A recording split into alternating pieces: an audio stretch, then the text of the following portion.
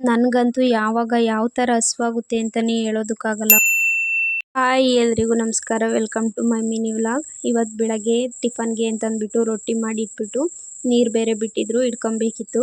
ನಾನು ಹೇಳ್ದಂಗೆ ನಮ್ಮ ಮನೇಲಂತೂ ನೀರು ಹಿಡಿಬೇಕಂದ್ರೆ ಒಂದು ಮಿನಿ ಜಾತ್ರೆನೇ ಸ್ಟಾರ್ಟ್ ಆಗಿಬಿಟ್ಟಿರುತ್ತೆ. ಏನಿಲ್ಲ ಅಂದರೂ ಒಂದು 1/4 ಗಂಟೆ 20 ನಿಮಿಷದಲ್ಲಿ ಇಡೀ ಮನೆಗೆಲ್ಲ ನೀರು ಬಿಡ್ಕೊಂಡಿರಬೇಕು. ಏನಕ್ಕಂತಂದರೆ ಹೊಲಕ್ಕೆ ಹಾಕ್ತೀವಲ್ಲ, ಆ ಪೈಪಲ್ಲಿ ನೀರು ಇಟ್ಕೊಳ್ಳೋದು. ಅಮ್ಮ ಬೇರೆ ಇಲ್ಲದೆ ಇರೋದ್ರಿಂದ ನಾನು, ನನ್ನ ತಂಗಿ, ನಮ್ಮಪ್ಪ 3 ಜನ ಇಟ್ಕೊಬೇಕಿತ್ತು.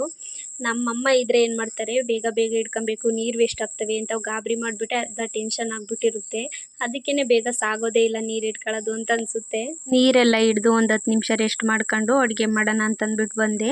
ಇನ್ನು ಇವತ್ತು ಬಸ್ಸಾಂಬಾರು ಮತ್ತು ಮುದ್ದೆ ಅನ್ನ ಮಾಡ್ತಿದ್ದೀನಿ. ನನಗೊಂಥರ ಹಸ್ವಾಗುತ್ತೆ, ಏನಕ್ಕಂತ ಗೊತ್ತಿಲ್ಲ. ಇದು ಯಾವಾಗಲಿಂದ ಸ್ಟಾರ್ಟ್ ಆಯಿತು ಅಂತ ಗೊತ್ತಿಲ್ಲ. ನನಗೆ ನೆನಪಿರೋ ಥರ ಇದು ನನಗೆ ಮದುವೆ ಆದಮೇಲಿಂದ ಸ್ಟಾರ್ಟ್ ಆಗಿರೋದು. ಅದಕ್ಕೂ ಮುಂಚೆ ಹಸಿವಿರೋದೇ ಇಲ್ಲ.